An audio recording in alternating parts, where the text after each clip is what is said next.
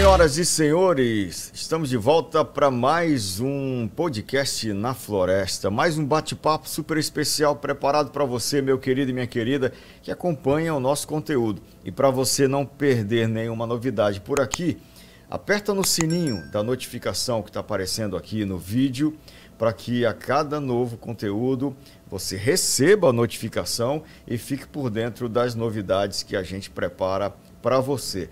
Novidades, claro, muito conteúdo interessante, muita entrevista, muito jornalismo, tudo que você precisa saber de Tucuruí, da nossa região, você acompanha também aqui no nosso canal do Sistema Floresta no YouTube, aqui no nosso podcast na Floresta. E se você nos acompanha pelo Spotify, também aperta aí no like, né? Curte aí o nosso podcast, que também vai chegar a notificação para você se você seguir a gente também aqui no podcast na Floresta. Não sei se você está no Spotify ou se você está no YouTube.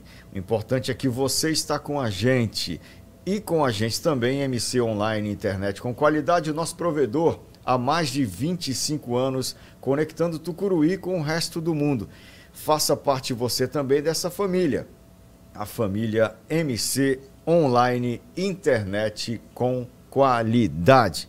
Eu uso MC, é a internet lá de casa, a internet que está com a gente aqui também no nosso podcast, o nosso provedor. E com a gente hoje aqui, mais uma mulher empreendedora, guerreira, que já venceu muitas batalhas e que continua todos os dias nos oferecendo a sua inteligência, o seu charme, a sua beleza, a sua força. Gláucia Guzmão. Tudo bem, Gláucia? Seja bem-vinda. Um prazer estar aqui, tantos elogios, né? Prazer é todo nosso. Obrigada. E você sabe que é a expressão da verdade, né? Porque você é uma pessoa inteligente, uma bela mulher, uma mulher empreendedora, uma mulher que comanda o empreendimento, que é sucesso não só aqui em Tucuruí, não só no Brasil, mas na América Latina também, que é o Kumon. Né, e a gente vai poder conversar bastante sobre isso hoje e agradecer a sua presença mais uma vez. Você veio acompanhada de uma pessoa especial também, né, que está contigo aqui. Quem é que está nos bastidores aqui? Eu que agradeço pelo convite. É a Manuela, minha filha. Manuela, muito bem. A Manuzinha que é torcedora do Atlético Mineiro, né? Quem dera. Quem dera? O coração dela é azul, o sangue é azul. É azul, né? Você também é cruzeirense? Sou. Torce pro Cruzeiro. Vocês são mineiros. A Manu não. A Manu não. A Manu só nasceu em Tucuruí. Nasceu. Ela e o Arthur nasceram em Tucuruí. Aqui em Tucuruí, mas você nasceu em Minas. Nasci em Minas. E eles herdaram aí a paixão pelo Cruzeiro. É, um do outro. Muito bem. Maravilha. Você nasceu onde em Minas Gerais? Eu nasci numa cidade pobre do Vale de Jequitinhonha, que é considerado o Vale da Miséria, né? Numa cidade muito pequenininha, que hoje deve ter em torno de mais ou menos 30 mil habitantes, chamada Itamarandibba. Quem nasce lá é Itamarandibano. Itamarandibano. A gente sabe que Minas, né, ela tem muitos municípios, tem mais de 800 municípios, e Minas está dividido, pode-se dizer, em 3 regiões, né, que é o Triângulo Mineiro, o sul de Minas, que é a parte rica, e o norte, que é a parte pobre, né? Eu nasci na parte pobre de Minas, no Vale do Jequitinhonha. Na região norte. Na região norte. De Minas. Meu pai também é daquela região ali. O seu pai ainda é mais ainda, que é de Carlos Chagas, né? Que é Teoflotone, Nanu, Carlos Chagas. Está mais acima, eu estou no comecinho. Né? Perto de Diamantina. E uma cidade muito pequena, conhecida pela música do Milton Nascimento, que e da Simone também, que gravou a música do Milton, que chama Itamarandibba. Olha que beleza. Maravilha, porque precisamos ouvir porque essa é música. isso, porque é por isso que eu te falei que você gosta de música. O Fernando Brant, que é o compositor do Milton, ele é da região, ele é do município de Itamarandibba. Então, por isso que o Milton, conterrâneo. Por isso que o Milton fez a música da cidade. Muito bem, então Fernando Brant é seu conterrâneo. Nasceu no distrito lá, na região, né? Certo. E os seus pais faziam o que nessa região que você disse que é muito pobre? Qual era a atividade deles lá? Meus avós eram fazendeiros, né? A minha mãe, ela estudou e fez concurso público, ela é bancária E o meu pai era comerciante e também mexia na fazenda dos pais dele. Certo. E como é que foi a sua infância por ali? Eu sou a mais velha de 3 irmãs, né? Durante 7 anos, eu fui filha única. E a minha mãe trabalhava muito no banco. Naquela época, o banco não tinha nada de digitalizado, nada, né? Então, ela saía muito cedo e chegava muito tarde. Então, bem precocemente, ela me colocou na escola. Não existia escola naquela época, você ia para a escola só com 6, 7 anos. Mas uma senhora, que até morou depois aqui em Tucuruí, mineiro anda pra caramba, né? Sim. Ela abriu uma escolinha na casa dela e eu, com 3 anos de idade, fui para essa escola, né? Porque para não ficar sozinha em casa. Mas eu digo assim que a minha mãe, mesmo trabalhando tanto ela saía às 7, chegava mais ou menos às vezes 7, 8. Ela sempre acompanhou a questão de educação. Então, me colocou na escola bem precoce. No horário de almoço, ela olhava a agenda, olhava o que tinha. Ela passava exercícios para a gente fazer no horário, sabe? Para não ficar à tarde sem fazer. E eu fui ter uma outra irmã, eu já tinha 5 anos, né? E essa escola era uma escola, assim, que eu tenho uma memória muito forte, porque uma pessoa que montou uma escola há 45 anos atrás, na casa dela, mas que tinha uma didática, uma dinâmica, ela tinha fantoches, isso está na minha memória muito forte, né? Eu converso com amigos que nós estudamos nessa escola e todo mundo fala a mesma coisa, né? É a escola da tia Neuza. E as minhas irmãs também, depois de uma certa idade, estudaram nessa escola, né? Não tinha na minha cidade, só tinha essa escolinha, o resto era tudo escola pública, né? Então não tinha pré-escola naquela época, só tinha essa. Serviu de base para vocês, exatamente. Então que é algo muito importante na educação. E o que eu acho mais de base ainda foi a minha avó e a minha mãe, porque mesmo não tendo nenhum recurso à cidade, assim, grandes recursos, a minha mãe comprava livros, ela tinha parentes em Belo Horizonte, então ela comprava livros e colocava no correio para a gente ler. Então ela comprava de 5 a 6 livros todo mês, ela comprava livros, e como ela gostava muito de matemática, ela fazia contas de matemática para a gente resolver. Depois que eu conheci o Kumon, eu falo assim para ela: mãe, eu fiz Kumon com a senhora sem a senhora saber que eu fazia Kumon, porque a gente tinha que estudar todos os dias. Eu achei isso incrível, viu, Glaucia? Daqui a pouquinho a gente vai conversar sobre o método Kumon. Eu já conheço muito bem, não sei se você que está ouvindo ou assistindo a gente conhece, mas o método Kumon, ele nasce... Eu não vou dar muito spoiler, não, mas também de uma relação assim na família, exatamente, né? Mas a sua mãe também passava, então, atividades para vocês? Passava atividades todos os dias, principalmente matemática. E o meu fascínio por matemática era muito grande. Eu gostava de fazer cálculo de cabeça, eu gostava de ficar resolvendo, porque ela passava isso, esse amor que ela tinha com números, né, sendo bancária. E naquela época, como eu falei, não tinha tecnologia, então eles faziam muitos cálculos de cabeça, sim, né? Meu avô, por exemplo, só tinha 4ª série, mas fazia cálculo de cabeça. Tabuada e cálculo de cabeça. Exatamente. Na época, né? Agora, Glaucia, você está dizendo que a sua mãe foi bancária, era bancária nessa época. O ano aí, 1970? Ela entrou no banco em 71. 71. Eu nasci em 73. Certo. Era algo... assim também não muito comum, né? Uma mulher trabalhar assim. Como é que era a sua história com a sua mãe nesse sentido? A minha mãe casou, ela já tinha 25 anos, né? Pra época, ela casou até velha. Por quê? Porque ela foi estudar em colégio na região, não tinha ensino médio, né? Nem era ensino médio que falava, era o curso normal, né? Que falava antigamente. Então, quem tinha condições financeiras melhores ia estudar em colégio de internato, no Cerro ou em Diamantina, que fica 200 quilômetros, né? E não tinha asfalto, e ela foi estudar lá. Em Diamantina. Ela foi estudar em Diamantina. Mas antes da minha mãe, a minha avó estudou e trabalhou fora. Então, para mim, assim, uma referência de mulher, primeiro foi minha avó. Porque, para a época dela, a mulher não saía para trabalhar. Ela casou, elas tinham fazenda, ela ficou na fazenda durante um período. Quando os primeiros filhos fizeram a idade para estudar, eles tinham uma casa na cidade, ela mudou e ela foi trabalhar. Ela foi diretora de escola, professora de português, trabalhou na área de educação muito tempo. Sim. Então, eu pequena, assim, nessa idade aí que a minha mãe já estava no banco, a minha avó estava aposentada, mas ela levava a gente para a casa dela e ela passava questões de português todos os dias. Então, a gente tinha que ler, interpretar texto todos os dias. Então, assim, a gente teve uma base muito forte e de duas mulheres, que para mim foi uma referência de mulher até hoje. A minha mãe, assim, eu acho que ela é bem à frente dos tempos. Ela vai fazer 75 anos. Você conversa com ela de qualquer assunto, de política, economia, principalmente economia, ela entende muito. Às vezes eu estou com uma dúvida de alguma coisa, eu posso ligar para ela que ela vai me dar um feedback, vai me dar a resposta. E de direito também, ela entende muito. Ela trabalhou depois do banco na Secretaria Estadual, né? E sua mãe mora onde hoje? Em Itamarandiba. Continua na mesma cidade? Na mesma cidade. Maravilha. Na mesma casa, no mesmo cantinho ou mudou?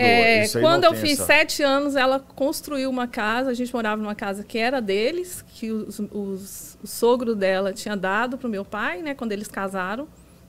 Morava bem no centro da cidade, mas uma casa grande, mas não era nova, né? Já era uma casa que eles tinham comprado, mais antiga. A minha mãe comprou um terreno do lado da casa dos pais dela, a herança do avô dela. Ela comprou de todos os tios dela a herança. Era uma casa um terreno muito grande, e aí eles construíram uma casa. Então, e você sempre volta lá? Nessa mesma casa que a minha mãe está hoje, né? Certo. Então ela construiu uma casa muito grande, boa. Quando eu tinha 10 anos, nós mudamos para essa casa, que ela está até hoje. E você volta lá? Sim, vou todo... E essas lembranças devem ficar sempre muito fresquinhas. A casa da minha avó ainda está lá, porque ficou na parte para um dos tios, mas está lá mais ou menos da mesma maneira. Certo. Né? E você hoje, Gláucia, é uma administradora, uma empreendedora, o Método Kumon, daqui a pouco a gente fala mais, mas eu queria saber qual é a sua primeira memória lá da infância da Gláucia que poderia se transformar numa mulher administradora.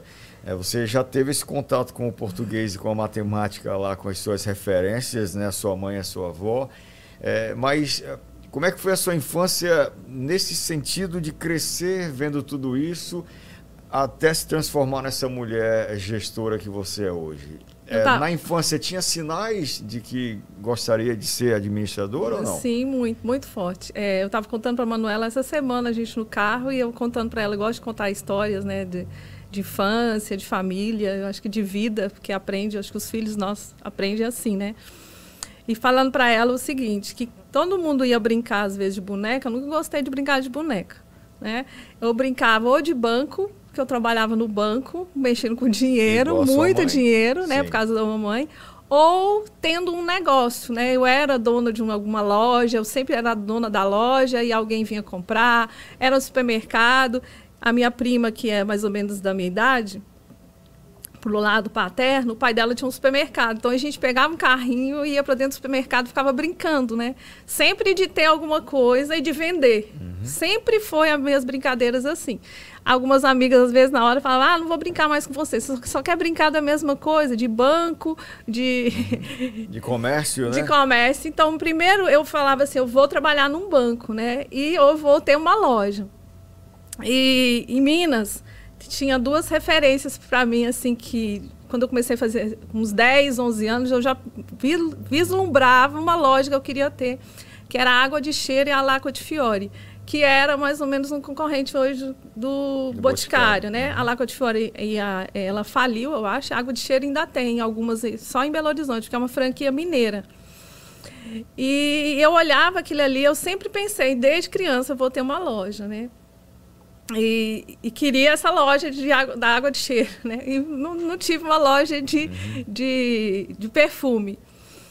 Aí, o que aconteceu? Quando uma amiga da minha mãe abriu uma loja, é uma boutique mais caseira. Do lado da casa dela, ela puxou e fez uma loja, mas ela era de tijolinho à vista e ficava parecendo uma casinha, que ela tinha uma porta e uma janela assim de madeira, muito bonitinha, parecendo uma casinha de brinquedo. E a minha mãe, eu lembro que ela só comprava roupas para ela nessa loja. Era uma loja só de roupas de mulheres, não vendia roupas nem de criança e nem masculina. E aí, numa conversa dentro de casa, eu escutei falando que ela chama Dona Terezinha Pires, que ela ia vender na loja, né? Aí eu fiquei pensando assim, se ela vai vender e a minha mãe gosta de roupa, eu vou lá e vou pedir para comprar, né, a loja. E aí eu fui na casa da senhora, bati na porta, eu tinha 12 anos. E aí ela abriu a porta, ela era amiga da minha mãe, e aí eu falei que eu estava lá porque eu queria comprar a loja, quanto que era. E ela olhou assim para mim, deu uma risada, né, deve ter pensado assim, né, uma menina de 12 anos vai comprar uma loja? Eu falei, não, mas eu quero saber quanto que é, porque eu vou pedir para minha mãe para comprar. Ela não deu muito assunto assim para mim. Aí eu cheguei em casa e falei para minha mãe. Não deu muito assunto assim para mim. Sim, e aí? Aí eu cheguei em casa e falei para minha mãe, olha, eu fui lá, eu queria que a senhora comprasse a loja, isso que eu acho que minha mãe deu menos assunto ainda do que a dona da loja, né? E aí eu fiquei com aquilo, eu fiquei muito frustrada. Foi primeiro assim, fiquei com raiva, pensando, por que não? Né? Eu tenho capacidade, eu quero. Sim. Aí esse lado não deu certo, né? No ensino médio, o banco que tinha na minha cidade era o Banco do Brasil e a Minas Caixa, que era o banco mais forte de Minas Gerais, né? Que era uma caixa do estado de Minas Gerais. Banco estadual, né? E a minha mãe trabalhava no banco. E o irmão do meu pai era o gerente, né? Aí surgiu uma oportunidade que o banco, a Minas Caixa, ia abrir para alguns menores trabalhar, mas fazendo uma prova, né? Eu falei, então eu vou fazer, porque eu quero trabalhar no banco. E aí a minha mãe não queria que eu fizesse, porque ela deve ter pensado assim, ela vai passar, e ela não queria que eu... Eu falei, mas por que eu não posso participar? Não, porque você é minha filha, o seu tio é gerente. Eu falei, mas eu vou participar de um processo seletivo, eu não vou, vou entrar, né? Então, o banco era do Estado, não era o banco particular. E aí eu participei e passei, né? E aí o meu pai que teve que convencer a minha mãe de aceitar, porque ela não queria que eu entrasse. Porque iam falar que no interior e tal. Sim. Não, mas eu entrei por competência. Sido favorecida, exatamente. Né? Mas na verdade você fez a prova e passou, né? E não só eu, passei como outras pessoas, né? Sim. Então, com 13 anos eu fui trabalhar no banco. Eu tinha cheque. Eu tinha cheque. Então, para mim era muito chique. Se era né? você Sim. com 13 anos, máximo, eu tinha... Né? Cheque, falava assim, não, porque naquela época não tinha cartão de crédito, né? Não tinha Pix. Quem está nos escutando aí, jovens, acho que a Vanessa que está ali, ó, ela não sabe nem o que né? Não existia. Hoje em dia usa-se muito pouco cheque. Quase né? nada, né? Antigamente, ter um talão de cheque era um negócio que era o máximo. E a minha você... mãe ainda ela usa talão de cheque. E né? você, aos 13 anos, tinha cheque tinha especial. Esse poder já, né? Que trabalhando, cheque especial, né? E aí, ficou no banco até quando? Até ele entrar em concordata. Que foi... No plano Collor, eu estava trabalhando no banco, né? Que foi um momento super difícil, né? Porque as pessoas, principalmente no interior, não entendiam, né? A poupança foi confiscada, né? Isso gerou muita revolta. Foi terrível, né? Eles chegavam para a gente querendo bater na gente, né? Assim, foi um período muito difícil. Sim. Mas eu trabalhei num setor no banco extremamente, assim... de uma responsabilidade grande para a idade que eu tinha, que era o setor de compensação de cheque. Você sabe que hoje é tudo eletrônico, mas naquela época você depositava um cheque, por exemplo, do Banco do Brasil em um banco, e aí você tinha que fazer uma compensação, levar esse malote com esse banco para o outro banco, para ele poder fazer esse lançamento, né, manual, né? Praticamente. Sim. E creditar na conta exatamente. Da então, eu era responsável pelo setor de compensação de cheque. Trabalhei na época que tinha Telex, né? Eu escutei seu pai falando aqui, né, no podcast, né? Eu fiquei pensando, na hora que eu estava escutando, falei, nossa, eu lembro de tudo isso, porque tinha Telex, para depois ter fax, né? Para depois a gente chegar no e-mail, né? Sim. Então, naquela época, eu não trabalhei com e-mail no banco. E como é que você chega aqui A Tucuruí. Isso é que ano que você está no banco? Eu estou no banco em 85, 86, 87. Certo. Aí eu tinha um namorado, com 14 anos eu comecei a namorar, né? E ele, quando eu estava com 17, já tinha uns 3 anos de namoro, ele foi convidado para trabalhar na Camargo Correia, em Tucuruí, porque o chefe, ele trabalhava na Acesita, em Minas, que chama ArcelorMittal, hoje, veio trabalhar em Tucuruí. O gerente da Acesita veio trabalhar em Tucuruí, que era o Paulo Frei. E convidou? E convidou o meu namorado na época. Então, a gente tinha 2 opções. Ou terminar o namoro, ou ficar noivo. Sim. E aí...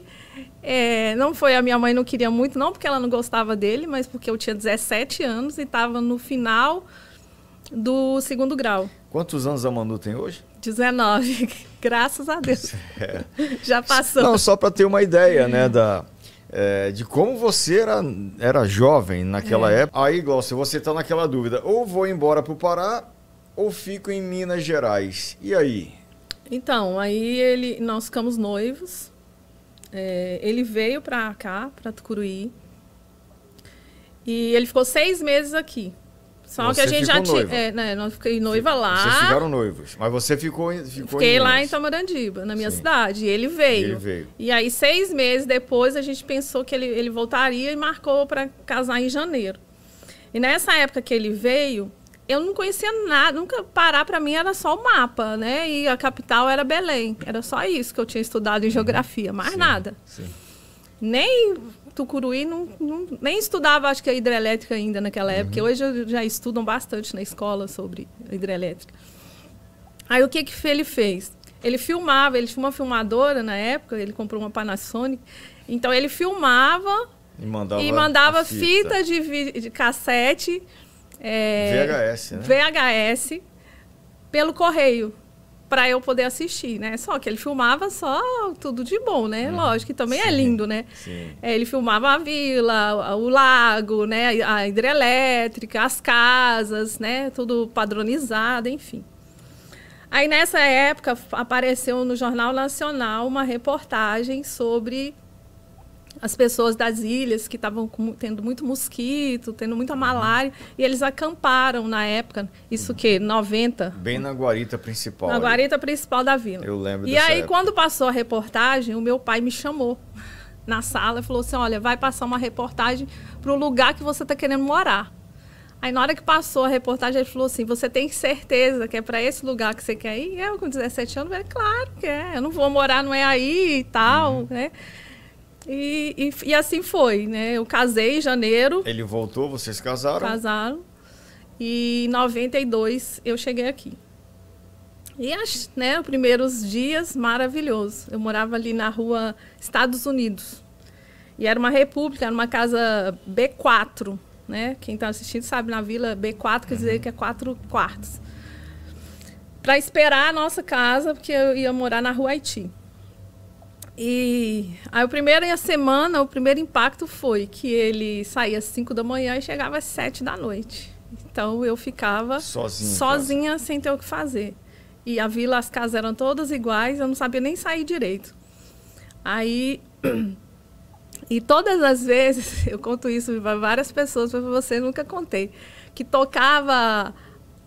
Floresta FM. A vinheta, o prefixo da rádio. Aí que eu chorava mais ainda. Eu desligava o rádio, ficava com ódio. Mas por quê? Porque falava, na hora que falava Tucuruí para Brasil. Aí eu falava, onde que eu tô? Eu comecei a chorar. Não era essa de hoje, ela tinha uma diferente. Eu sabia até cantar. Sim. E eu tinha um rádio, né, que tocava fita cassete e ligava na floresta. Você ligava o radinho lá na hora que entrava o prefixo e você via que você estava aqui no... Aí batia... Aí eu... Batia uma tristeza. Chorava muito. Porque você ficava o dia inteiro sozinha em casa, né? Não tinha parentes, não tinha amigos, não tinha nada. Não conhecia nada, ninguém, enfim. Com 18 anos de idade, mais ou menos? 18 ou 17 anos. Ainda? 18. Eu fiz 18 em novembro e casei em janeiro. Aí, a primeira semana, eu escrevi uma carta de umas 5 folhas para minha casa. Eu me arrependo até hoje do que eu fiz. Chorando e falando um monte de coisa, que eu não queria ficar aqui, que eu queria ir embora, não sei o quê. Aí o meu pai, diz a minha mãe, que quando meu pai leu a carta, que ele queria que ela viesse me buscar. Né? Aí o que aconteceu? Quando o meu ex-marido chegava em casa, eu estava com o rosto inchado de tanto chorar. É, meu marido na época. Quando seu marido chegava em casa, você estava... Eu estava com o rosto inchado de tanto chorar. Imagina, né? A pessoa chega cansada do trabalho, eu falava assim, eu não quero ficar aqui, eu quero ir embora, não sei o quê. E ele também não gostava.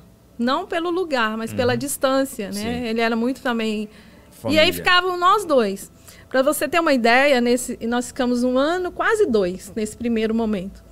A gente não provava açaí, porque falava que tomar açaí nunca mais sair daqui. Aí eu escutava aquilo e falava, o quê? Evitava não vou tomar açaí, porque eu quero ir embora. Não é que eu não achava o lugar feio. Imagina você morando em Minas Gerais, 18 anos, e com tios, primos, avós, você ser arrancada assim... Perdeu, né? todo o laço familiar. Exatamente. Né? Convive com a família e estava isolado aqui, né? E aí, o que você fez? O que vocês fizeram? Quando chegou, ele falava que queria ir embora também, mas que ele ia trabalhar para isso, para poder voltar, né? Quando chegou assim, uns 25 dias que eu estava chorando, isso era janeiro, eu pensei assim, eu tenho 2 opções. Continuar chorando, e se eu continuar chorando eu vou ficar numa depressão, ou eu vou procurar um emprego, vou procurar alguma coisa para fazer. E aí eu lembrei que a minha mãe falou, né, na época, no ensino, não era ensino médio, né, era o científico e o magistério. E aí eu queria fazer científico e ela não deixou. E ela falou assim, não, você vai fazer magistério, se você quiser fazer os 2, tudo bem. Mas se fizer só um, você vai fazer magistério, porque onde você chegar, você vai ter emprego. E aí, realmente, com 18 anos, eu fui trabalhar na escola Algodão Doce. Ela me deu 2 turmas de alfabetização. Aí começa a minha história também com educação aí. A escola eu assustei. Doce era aqui na cidade? Não, foi o primeiro ano que ela tinha saído do Pássaro Azul, né? Acho que é Pássaro Azul, lá em cima, onde hoje é o Porto Seguro. E a Renê começou o Algodão Doce. Só que ela ficou lá só 1 ano. No segundo ano, ela falou para as professoras assim, fazem uma associação e ficam com a escola. Eu era uma das que estava lá na Pois mas a minha dúvida se era na cidade, porque a Renê tinha Algodão Doce na cidade, né? Porque aqui em Tucuruí, você que está assistindo não é daqui, tem a vila, que a Gláucia falou, que era onde ela morava, que é uma área toda que foi construída na época da construção da usina também, para as pessoas que vinham de fora poderem ter habitação, ter casa, né? Então foram mais de 2.000 casas construídas, né? E tinha a cidade de Tucuruí, né, que era a cidade original. Antes da hidrelétrica já havia o município de Tucuruí, e que cresceu também, né, com a vinda das pessoas para cá.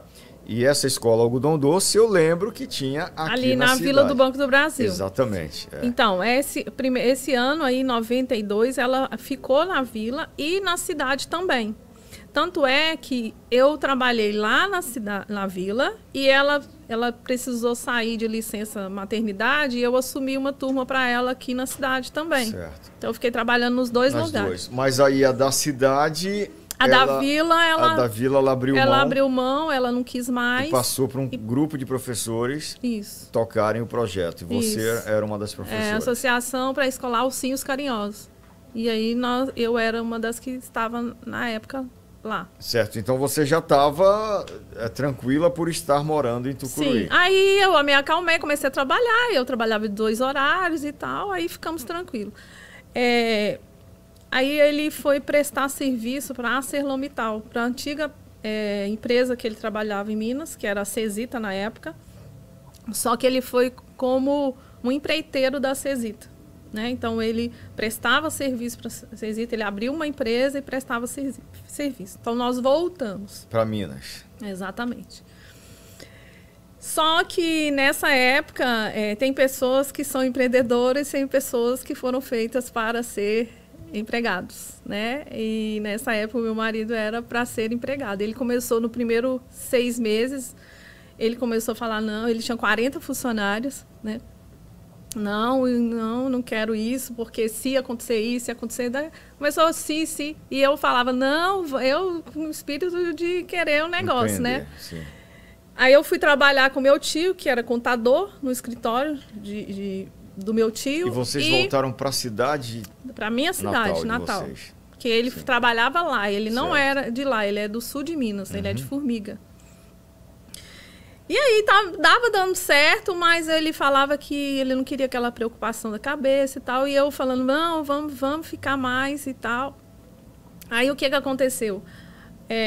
O chefe dele, que era daqui, ligou para ele, dobrou o salário dele para ele voltar. Ele falou, não vou voltar, porque a Glaucia está grávida. E eu estava grávida do meu primeiro filho, com o Arthur.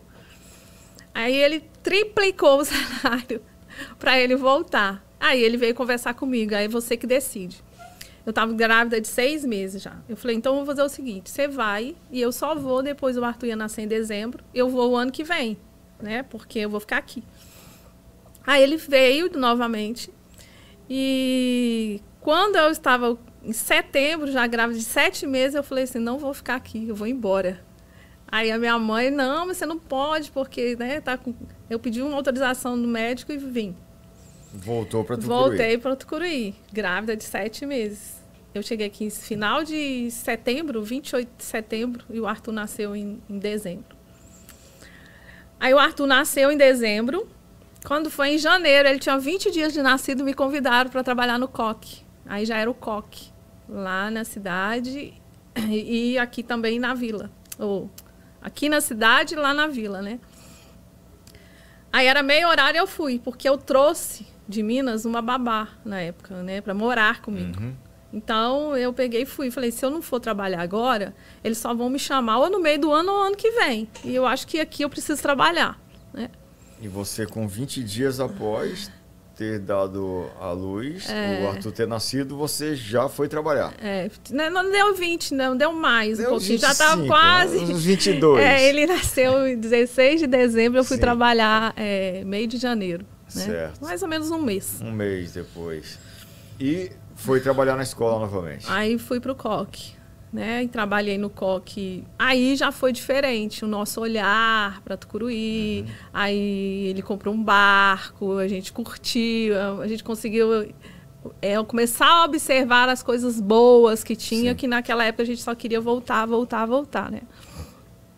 Aí eu já tomei açaí. E já ficou, né? Já ficou, não foi mais embora, então. Não. E aí tomo açaí sempre. Aí eu voltei para o coque, fui trabalhar no coque, né? Trabalhei no coque, o antigo coque Ribeirão Preto, não esse coque que está aqui, né? Que esse aqui foi o primeiro coque de Ribeirão. Depois eu fiquei trabalhando aqui na cidade, mas não com esse grupo que está aí, né? Era um grupo antigo, era o grupo que vinha de fora, né? Que a Eletronorte sempre trazia uma instituição educacional para poder prestar serviço, oferecer esse serviço para os filhos dos trabalhadores, né, da usina, né? Quando eu cheguei era o Pitágoras de BH, né?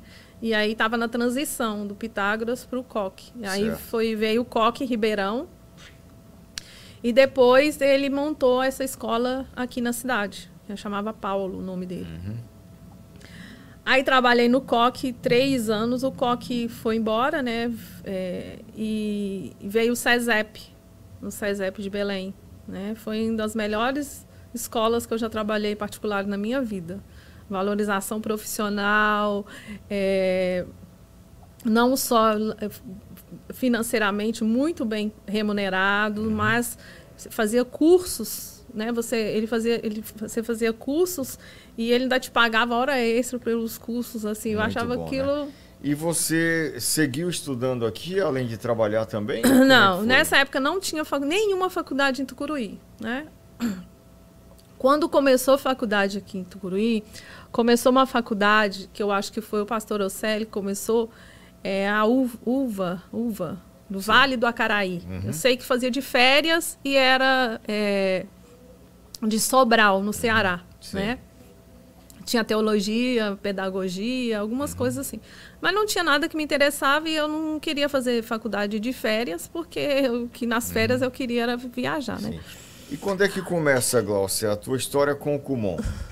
Ah, mas aí tem uma antes, aí eu vou chegar nessa... O que é que tem antes? Tem antes aí, foi quando a UEPA chegou aqui em Tucuruí. Né? Então foi aí que você... Foi a primeira faculdade pública, foi a UEPA em 99. Sim, porque você fez educação física, se eu não me engano. Exatamente, né? Eu sou da primeira turma, formada há 20 anos. Nós formamos em 2003.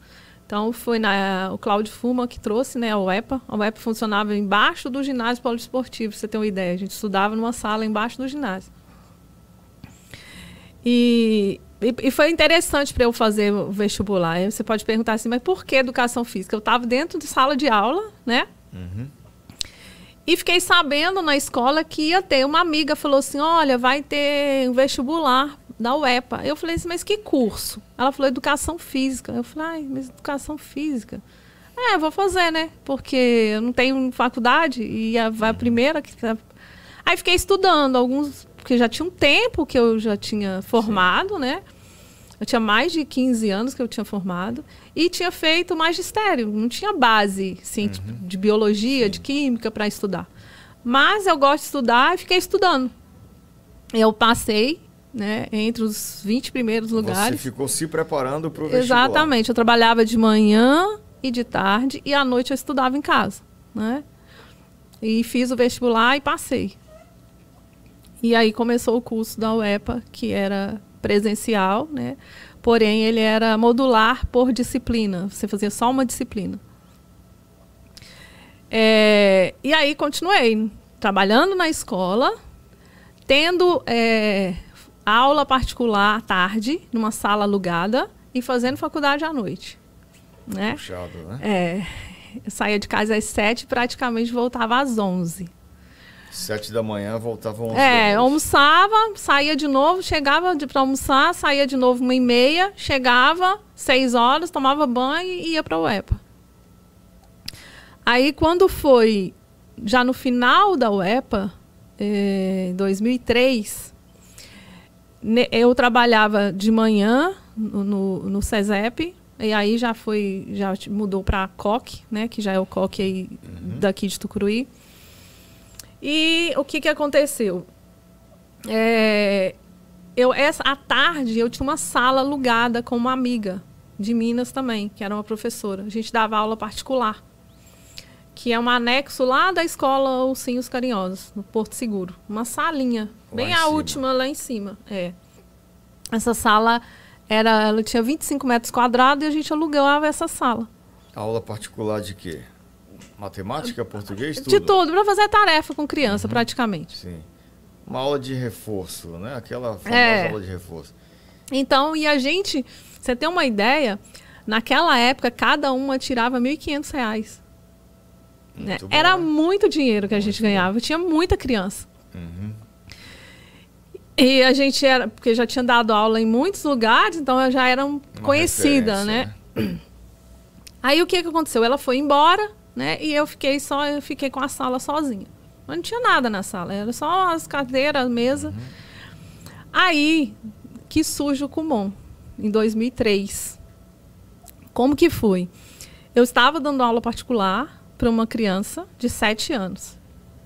E aí, quando ele terminou de fazer a atividade, né, das tarefas normais da escola, tinha sobrado um tempinho do horário que a mãe ia buscar. E ele falou assim para mim, tia, posso fazer meu Kumon enquanto a minha mãe chega? Aí, quando ele falou Kumon, eu achei aquela palavra tão estranha. Eu disse assim, Kumon? O que é isso? Aí ele falou assim, a definição dele foi perfeita. Umas continhas que deixam a gente inteligente. Ele tinha 7 anos. Sim. E hoje ele é oftalmo, né? É o filho do Dr. Zacarias, o filho mais velho, o Matheus. Por quê? Porque aqui em Tucuruí já existia um Kumon, só que eu nunca tinha visto falar. E em Minas, era cidade do interior, também nunca tinha visto falar de Kumon. Aí ele tirou a pastinha lá, era uma pastinha diferente. Que era uma pastinha, os bloquinhos. Tirou os bloquinhos, eu lembro direitinho que bloquinho que era do ar. E começou a resolver numa velocidade que eu era boa de matemática e fiquei assustada com a velocidade que ele resolvia. Aí eu fiquei assim, mas onde que você faz esse Kumon, Matheus? Ah, é lá em Tucuruí, a minha mãe que me colocou para ficar mais inteligente e tal.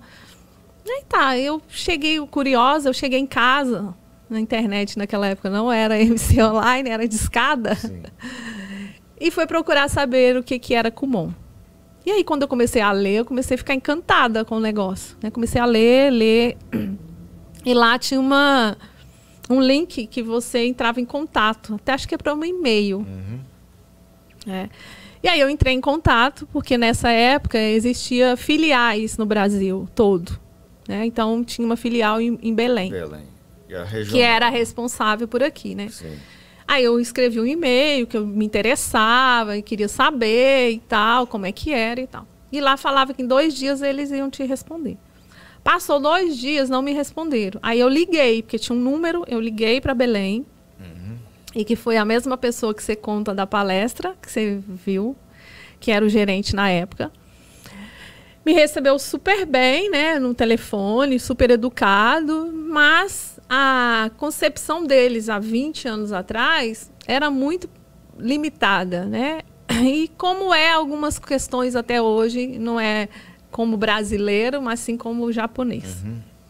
E ele me disse que ficava feliz de eu ter me interessado pelo Kumon, mas que não era possível, porque já existia um Kumon em Tucuruí. E não poderia ter 2. E não poderia ter 2, como não pode até hoje. Mas assim, não poderia, e eu disse assim, mas tem na cidade e eu moro na vila. Existe uma distância e outra. Eu moro aqui há tanto tempo e nunca tinha visto falar. Então significa que não está atendendo e que não está sendo divulgado. Tentei questionar. Ele me escutou, mas não é possível e tal. Mas vamos ver se a matriz te responde e tal. Eu esperei 2 dias, eles não responderam, eu liguei novamente. Eu acho que desde pequena, quando eu quero uma coisa, fico insistindo até não poder ter mais jeito. Né? Sem ser inconveniente, mas liguei novamente, fui mais educada com ele. E no meio da conversa, assim, ele conversou muito tempo comigo. Eu falei que era professora e tal, e que estava formando, né? Porque tinha que ter curso superior, né? Ainda tem que ter. Eu falei assim, eu estou no último ano, né? Eu ia formar em junho na UEPA. Isso foi em maio, abril. Aí ele me disse assim, para resumir a conversa, se você conseguir 50 assinaturas de pais interessados na vila, a gente pode pensar. Eu falei, sim, só 50? Então, eu consegui 153 assinaturas. Tinha pessoas que não conheciam, mas falavam assim para mim, eu vou assinar porque se você está falando que é bom, né? Eu fui a pais de aluno e tal, que eu já trabalhava. Aí mandei para ele.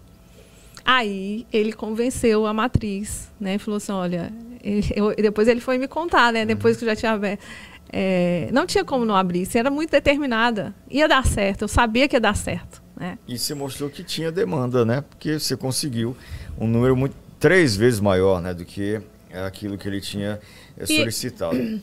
Havia demanda. Mas a gente já vai seguir, até porque eu quero que você fale um pouquinho sobre o método, como é que ele começou, né? Porque pode ser que a gente tenha pessoas que nos assistem agora que não conheçam o método Kumon. Mas antes, deixa eu agradecer aqui a MC Online Internet com Qualidade, o nosso provedor, que está sempre pronto para te oferecer internet com estabilidade, qualidade, velocidade e com uma equipe técnica também pronta para tirar suas dúvidas. Às vezes a gente pensa que o problema é na internet que está chegando. A gente precisa reiniciar, né, o roteador, a gente precisa saber se o roteador que a gente está utilizando é o adequado para distribuir também a internet em casa, se ele está no cômodo da casa, que vai distribuir bem a internet também, se vai precisar de mais de um roteador. Para tirar todas essas dúvidas, a gente tem a equipe da MC Online Internet com Qualidade. Seja você também um cliente, mais um cliente satisfeito da MC e faça parte dessa família, a família MC Online Internet com Qualidade. O método Kumon, para quem não conhece, porque você falou lá no princípio do nosso bate-papo, que a sua mãe e a sua avó ensinavam vocês em casa, né, matemática e português. O método Kumon, ele surge no Japão através da vida de um pai auxiliando o filho, né? Como é que é, resumidamente, essa história, Gláucia? Exatamente isso. Em 1958, em Osaka, né, que é acho que foi uma das primeiras capitais do Japão, ele era professor de matemática e tinha 3 filhos. O mais velho tinha 8 anos. E ele sempre foi visionário, assim, pelo tudo que você lê sobre ele. Primeira coisa, de pensar que a educação não se faz de forma coletiva. Qual o nome dele? E sim, Toru Kumon.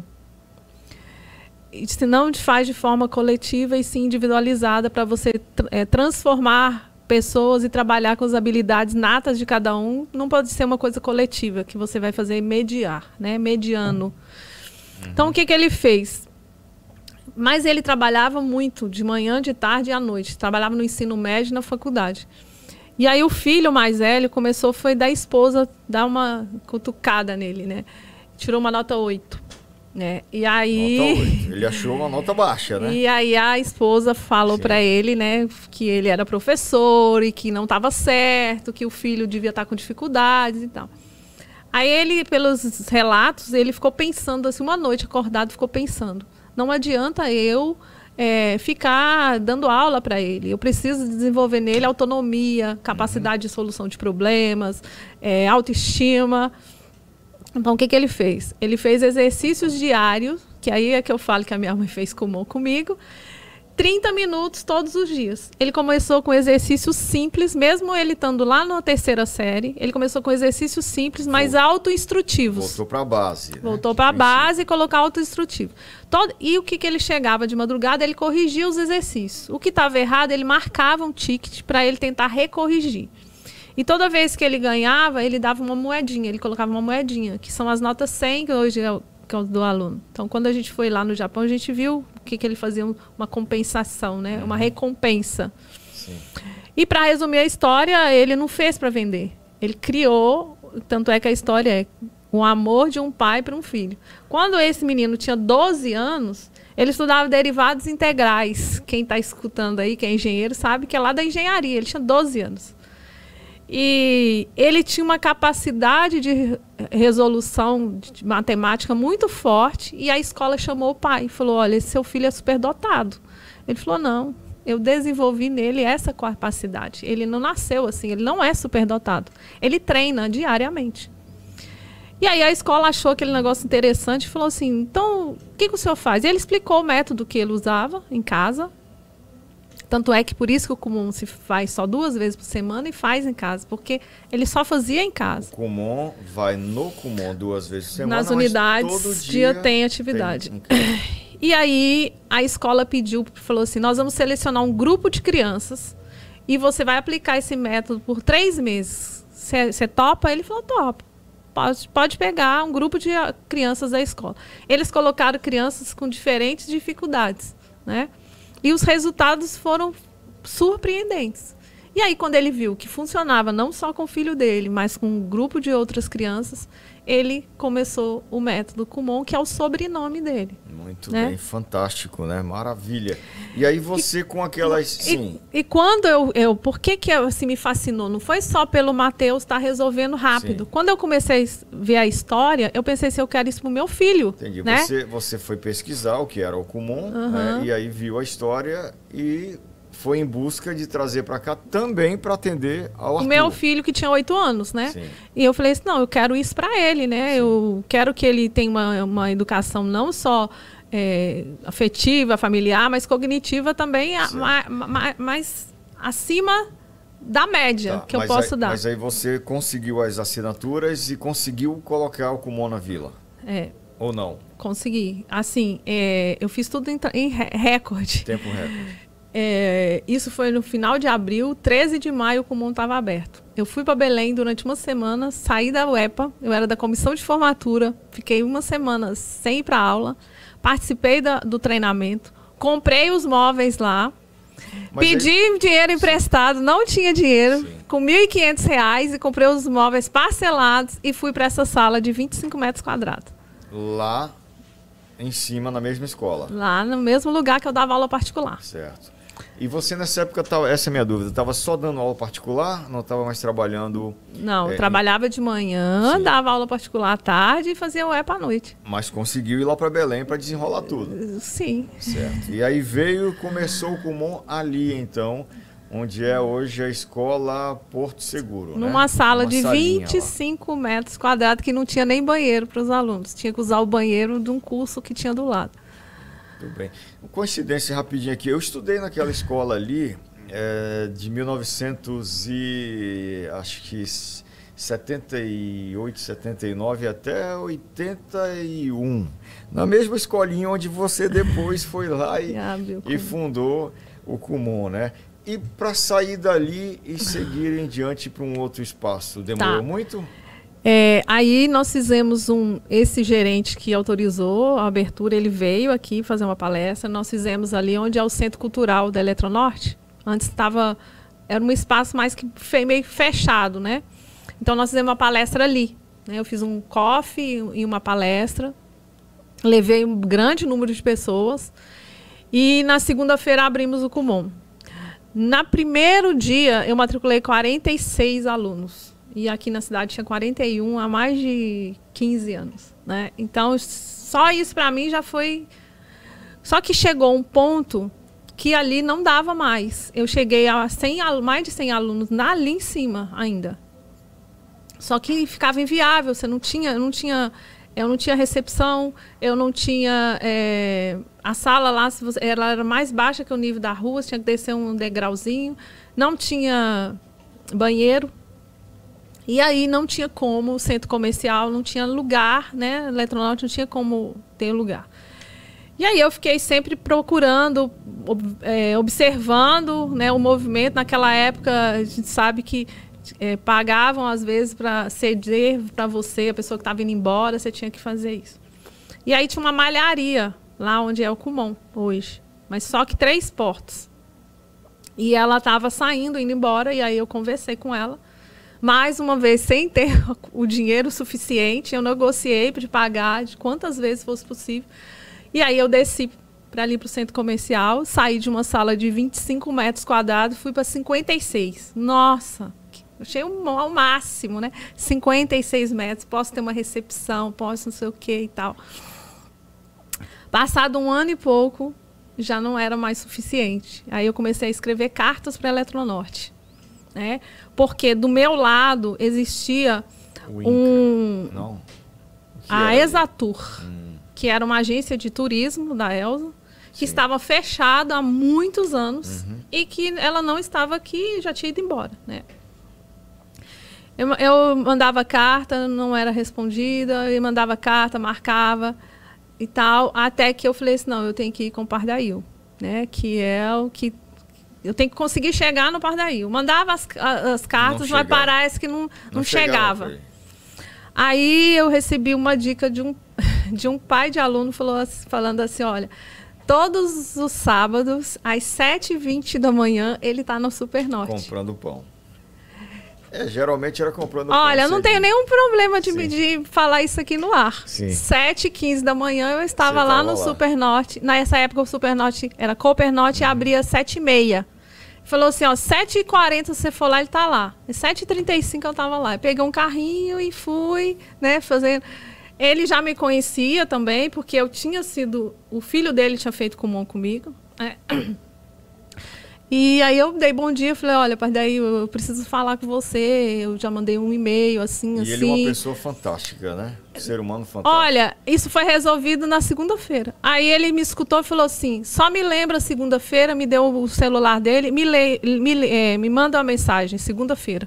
Segunda-feira eu mandei a mensagem, liguei, ele falou assim, vou mandar entregar a chave, o prédio aí é seu, essa parte.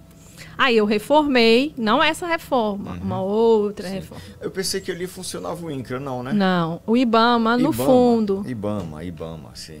O INCRA aqui na cidade, verdade. IBAMA. E aí fiz uma reforma, isso foi 2010, 12, mais ou menos. Aí já ficou grande, ficou ótimo e tal. Ranquei as portas que eram aquelas portas antigas do centro comercial e tal. Ficou excelente. Aí, mais uma vez, começou de novo. A ficar pequeno, a ficar pequeno. E eu lembro que o sogro da Rebeca, que eu fui uma vez com ele, essa frase me marcou. Ele falou assim, mas nunca você está satisfeita? Você está sempre querendo mais? Eu falei, uai, mas significa que... Ele falou assim então comigo, então para de matricular aluno. Eu olhei para ele e falei, não vou parar de matricular aluno. É lógico que eu teria que parar se não tivesse condições, né? Mas, assim, outra coisa eu acredito muito nos pensamentos positivos que atrai, que você sonha, vislumbra e, lógico, trabalha para acontecer. Eu cheguei naquele prédio durante uns 6 anos seguidos e pensava assim, esse prédio vai ser pintado de azul, porque ele era pintado de verde, por causa do IBAMA, né? Esse prédio vai ser pintado de azul. Todos os dias que eu chegava de manhã, eu pensava nisso, né? Que ele ia ser pintado de azul. E hoje ele é pintado de azul. Azul e branco, né? Azul e branco. Agora, Gláucia, você conseguiu fazer do Kumon, aqui de Tucuruí, acabou ficando só você mesmo, né? Aí quando eu abri, passou 2 anos, ela fechou. Aí ficou só a unidade Vila, isso, que hoje é a unidade Tucuruí, de modo geral. Você conseguiu ser uma referência, não só no nosso estado e não só no Brasil, né? O Kumon Unidade Tucuruí é uma referência internacional, né? Fala um pouquinho sobre essa conquista. Esse ano nós estamos fazendo 20 anos. Os 5 primeiros anos de Kumon foi bem difícil, né? Sair lá ir para um lugar menor, não que não tivesse quantidade de alunos, mas tudo... existia uma revista chamada Linha Direta. Essa revista... sempre tinha uma orientadora referência na capa e várias coisas. Então, como eu não tinha acesso muito grande, tinha que ir a Belém uma vez por mês para participar de reuniões. E já existia um encontro sul-americano do Kumon e eu não tinha ido ainda nenhuma vez. Essa revista era referência para mim. Eu pensava... E essa revista era uma revista do Kumon? É uma revista interna. Sim. Você recebia todo mês. Sim. Tá? É uma revista... sul-americano. O Kumon, porque sim, o Kumon América do Sul, a matriz é no Brasil. O Brasil é que comanda toda a América do Sul. Certo. Então, a gente está todos juntos, né? Não tem Kumon Chile separado, Kumon Argentina, Kumon... É a América do Sul. É a América do Sul. Então, essa revista, ela também foi um referencial, que eu pensava assim, eu quero fazer tudo que tem de melhor. Eu vou aprender aqui. Né? Tudo que tiver de bom, eu vou fazer. E nessa época também, eu comecei a fazer, eu fiz o Empretec do Sebrae, em 2008. Né? Que também muito bom, né? É um curso que me abriu a mente, né? Abriu a cabeça, assim. Ele provoca a pessoa a ser empreendedora mesmo. Quem faz o curso... E aí, dessa época, eu comecei a ler mais, né? Eu adoro ler sobre empreendedorismo, sobre mulheres, sobre história de vida das pessoas, né? O Segredo de Luísa, né? Foi um dos primeiros livros que me fascinou. E comecei a estudar muito e ler muito. E sempre que eu acho que sempre de criança, eu sempre quis fazer as coisas certas e bem feitas. Então, eu pensava, eu preciso... eu preciso ser vista, né? Não só para ganhar prêmio, mas porque é por qualidade. Sim. E a primeira vez que eu ganhei o Clube Ouro, que é um prêmio que tem interno dentro do Kumon, que é as 50 melhores franqueados da América do Sul. Eu ganhei de uma maneira que eu nem sabia como é que era. Isso era em 2008, tinha 5 anos de Kumon. Aí, a partir daí, eu fui saber o que se tratava do prêmio, como é que eram os índices de qualidade. E aí, desde esse ano em diante, desses 15 anos aí em diante, a gente está sempre entre os 50 e sempre entre... já fomos referência Brasil, que está entre os 10 primeiros lugares da América do Sul. Se pensar assim, é muito complicado, porque são 1.850 e tantas unidades... né? Unidades que estão na capitais, unidades grandes. Nós somos uma das poucas unidades do interior que se mantém dentro do Clube Ouro até hoje. E também um orgulho muito grande, não só disso, que em 2015 nós começamos a trabalhar com bebês. Fomos a primeira unidade do mundo a trabalhar com bebê, a não ser o Japão. E o Japão, ele não trabalha com bebê frequentando a unidade. ele instrui o pai como fazer em casa, né? Quando eu vi aquilo ali, eu falei, se for no Brasil, isso não vai dar certo, porque o pai não vai fazer direitinho, né? E aí, tiveram algumas mães que eu convidei na época, em 2015. Na época eram 16 bebês. E aí nós fizemos, né, um trabalho desde 2015. E hoje a nossa unidade, se você olhar o Instagram, né, tem muito bebê, né? Inclusive o João Marcelo. É meu netinho, né? João Marcelo. Hoje ele é um dos menores, mas 6 a gente... meses hoje, né? E a gente tem de 9, de 10, de 11, mas hoje, atualmente, ele é o menorzinho. E isso aí também foi uma ousadia minha, porque o Kumon não matriculava crianças com menos de 2 anos, né? E como é que você decidiu fazer? Por que você decidiu fazer? Eu tinha ido para o Japão em 2014, né? E tinha me visto não só o método Kumon mais apurado, mas nós fomos para um congresso mundial do Kumon, que era a comemoração dos 100 anos. E lá tinha todos os países, né?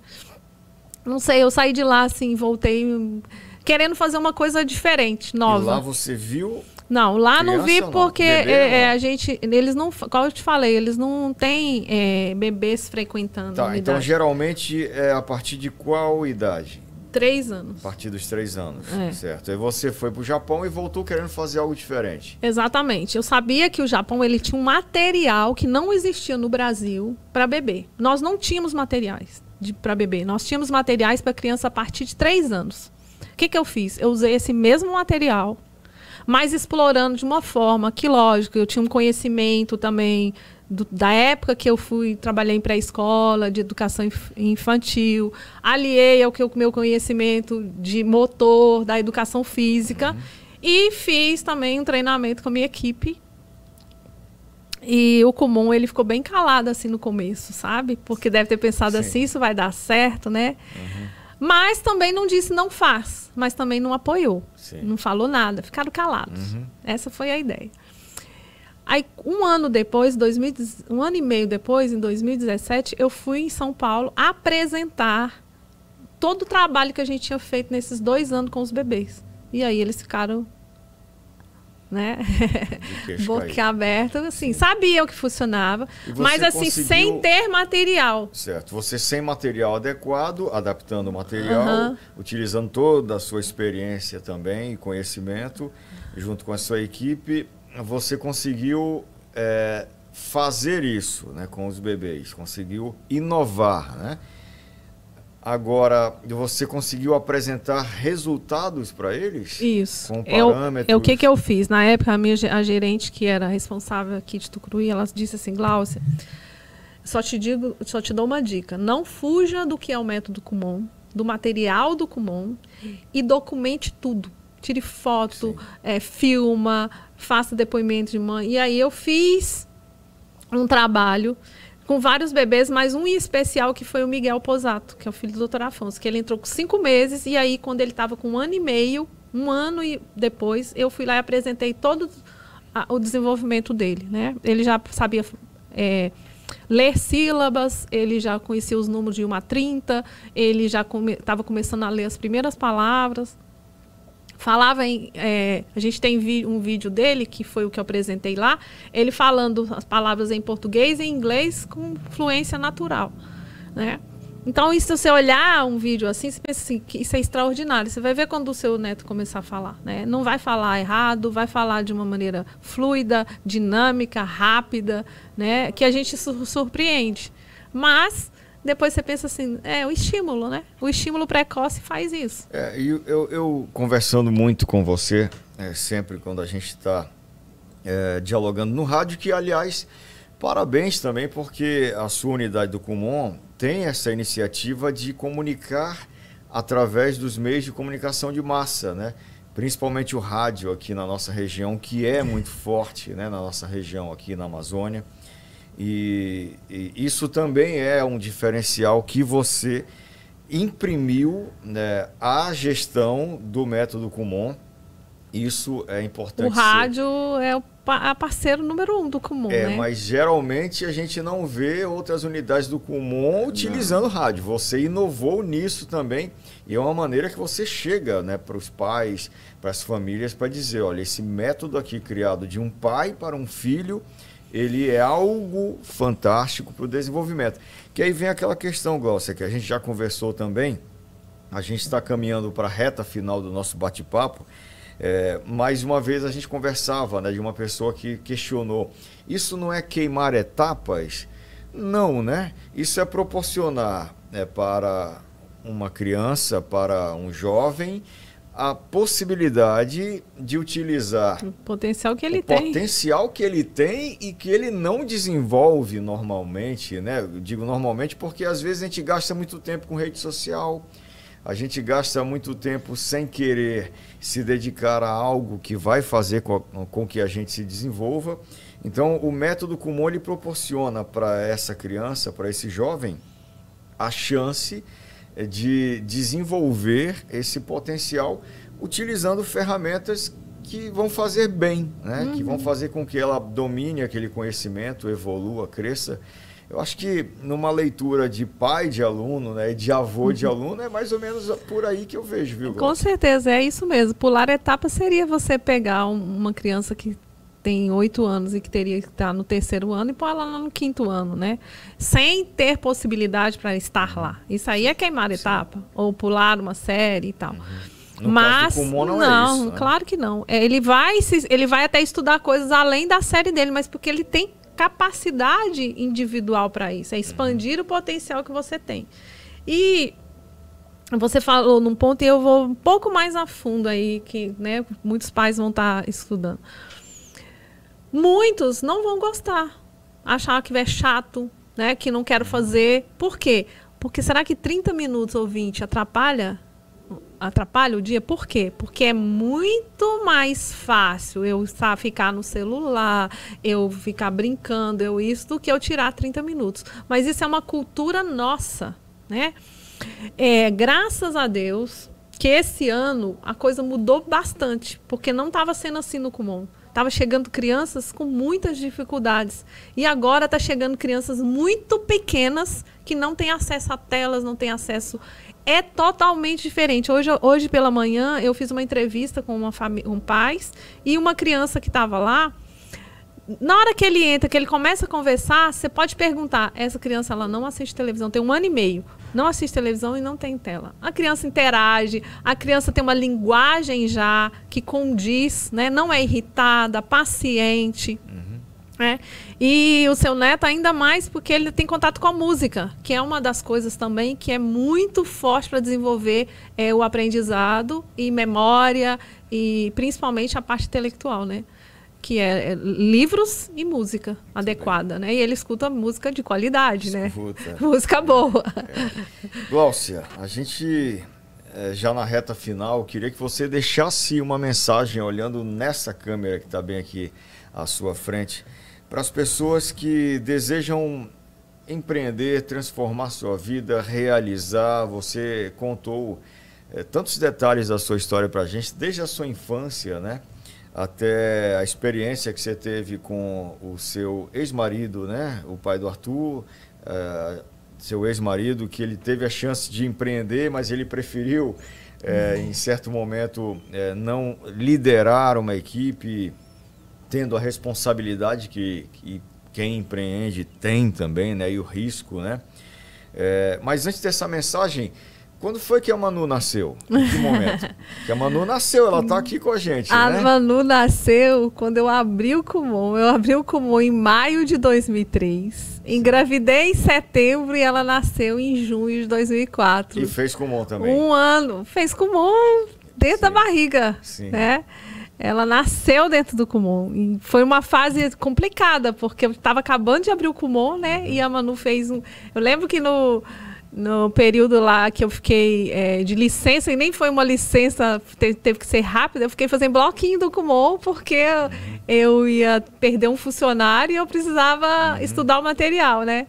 A Manu lá dormindo e eu fazendo bloquinho do J de matemática. Muito bem, então pronto, a Manu chegou também. E qual é a mensagem que você deixa para quem tá e a Manu foi o primeiro bebê praticamente dentro do Kumon. Eu não tinha nem ideia, mas ela sabia que funcionava porque ela tinha feito com ela pequenininha. Muito bem, maravilha. Tá, uma mensagem eu acho que é assim, que a gente tem que sempre ir atrás dos nossos sonhos, buscar os nossos sonhos, acreditar nos nossos sonhos. Principalmente, mesmo que ninguém acredite, mas se você acredita, você precisa ir atrás. Mas não ir atrás de qualquer jeito, né? Uma das coisas, principalmente do empreendedorismo, que eu acredito, é você ler muito, você estudar sobre um assunto. Porque não adianta eu pensar que eu gosto de pizza, então vou abrir uma pizzaria. Mas será que é o nicho? É aquilo que o mercado está precisando naquele momento? Né? É o nicho de mercado? É aquilo que precisa? Eu posso não entender de pizza e ser uma administradora maravilhosa de uma pizzaria. E a outra é se colocar no lugar do cliente sempre. Eu entro no Kumon sempre me olhando que eu sou um cliente. Então, o que eu estava sempre buscando melhorar, porque eu penso assim, será que o meu cliente gosta dessa recepção? Essa recepção está limpa, ela está boa, ela está suja?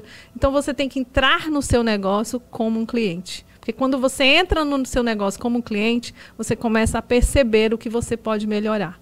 E eu acredito que estar nessa constância de melhoria é que nos faz estar há mais de 15 anos sendo excelência na América do Sul e estar dentro do Clube Ouro do Kumon. E ser convidado, no último momento, para ser uma das poucas unidades do Brasil a participar de um projeto internacional do Japão. Maravilha. Que beleza, parabéns. E aí, tem vontade de ir embora de Tucuruí? Como é que tá esse coração aí? Mas desde a segunda vinda para cá, nunca mais quis ir embora. As minhas raízes são bem profundas, né? Eu sou uma mineira muito forte. Por quê? Minha mãe tá lá, minhas irmãs, meus tios, todos. Eu acho que eu e um primo que está nos Estados Unidos somos os únicos que estamos fora do estado. Né, tenho isso muito, mas Tucuruí me abraçou, me fez, aqui nasceram meus filhos, aqui eu estudei, fiz 2 faculdades, eu não fiz só educação física, né, eu fiz direito também. Mas eu falo com o Kumon que se mandar eu escolher, eu posso ficar nos dois, né? Ali, aqui, aí lá. Não queria ser milionário, só queria ter um avião para poder ficar aí no final de semana. Muito bem. Mas está ficando por aqui e de vez em quando vai lá também. Vou bastante lá também, né? Que o Arthur tá lá, morando lá. A Manu deve ir embora agora em novembro de novo. Ela estava lá e está aqui esse ano. Então, vou ficar nessa, né? Laica. Muito bem. Obrigado, Glaucia, pela oportunidade de conversar com a gente aqui no nosso podcast. Muito obrigado. Foi Obrigada a você. Obrigado. Sempre um prazer conversar com você. Igualmente. A gente encerra mais um podcast na Floresta, agradecendo a MC Online Internet com Qualidade, que está sempre com a gente e sempre com você também. Gostou do bate-papo? Mais uma história inspiradora? Compartilhe aí com seus amigos. Vai ser uma alegria para todos nós. A gente se reencontra em breve aqui no nosso podcast na Floresta.